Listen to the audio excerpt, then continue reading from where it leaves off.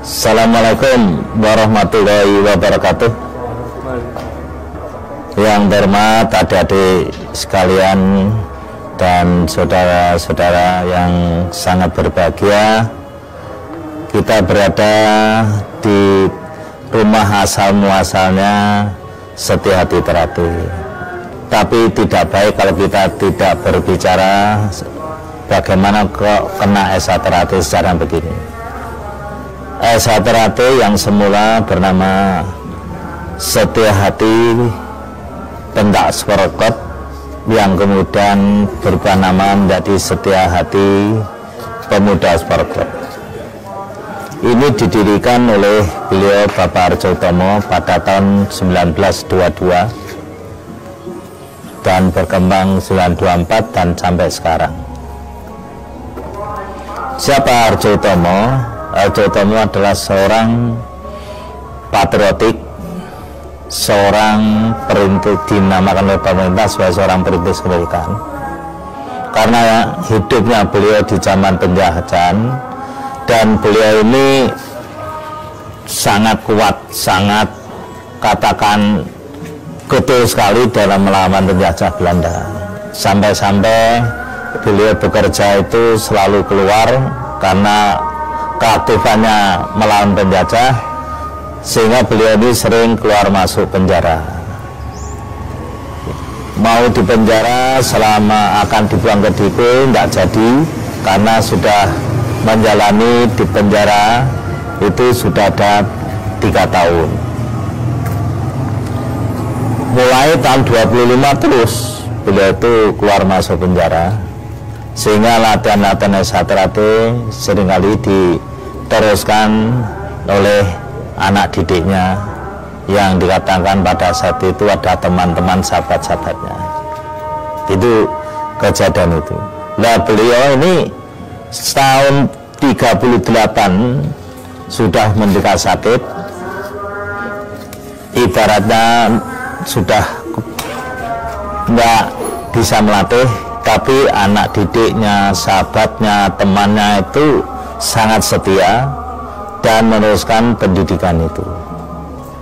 Tahun 42 waktu Jepang masuk,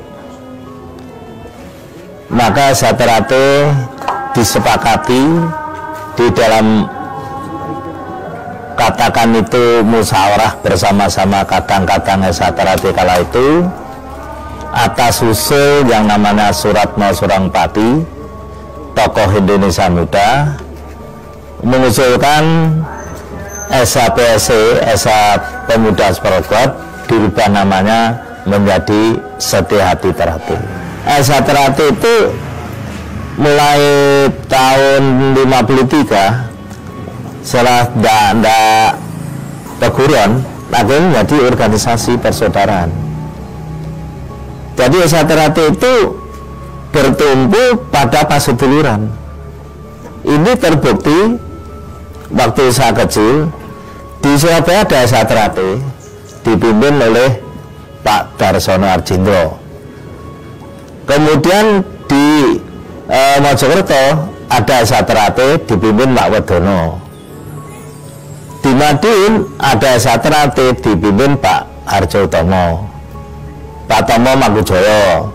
Nah, kemudian di Solo ada Esa Terapi dipimpin Mak Murtaji.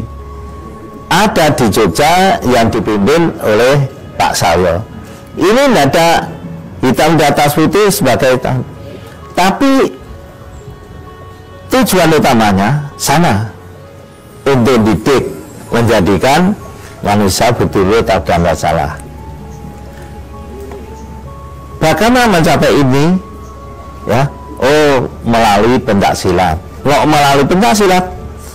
Ternyata pencaksilat identik pendekar. Pendekar itu identik orang yang selalu membela kaum yang lemah. Kalau penjajah, melawan penjajah. Kalau gitu saya terbaik.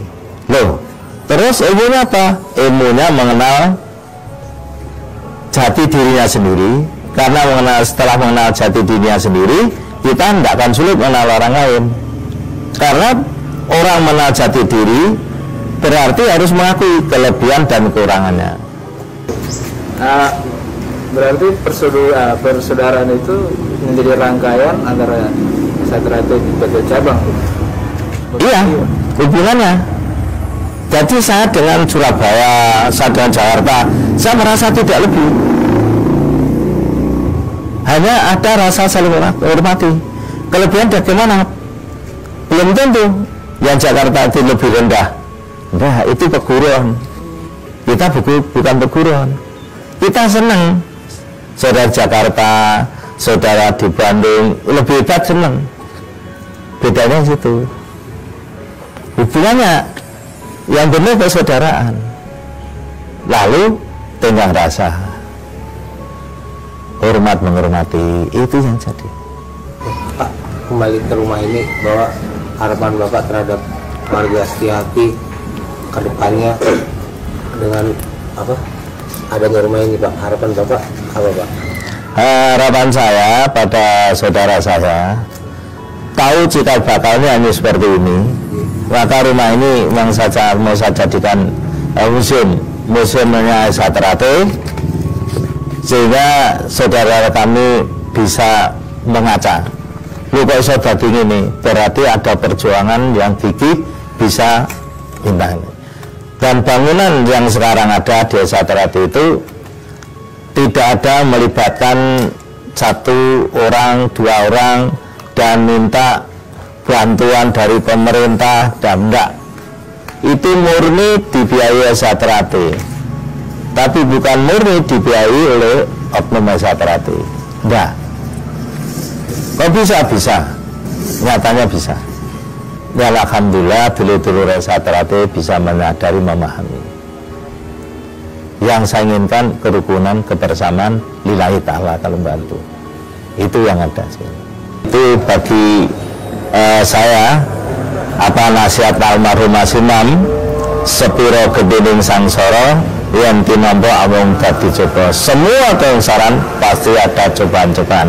Nah, dengan cikal bakal di rumah beliau ini kita merasa bangga, tapi saya juga prihatin. Ternyata tempatnya ini harus berbagi. Saya tadi merintahkan Pak Ada Pariwur, tidak usah nunggu lama-lama, mulai besok tolong diperbagi, sehingga kalau ada tamu itu rasanya itu kita tidak malu barang gitu.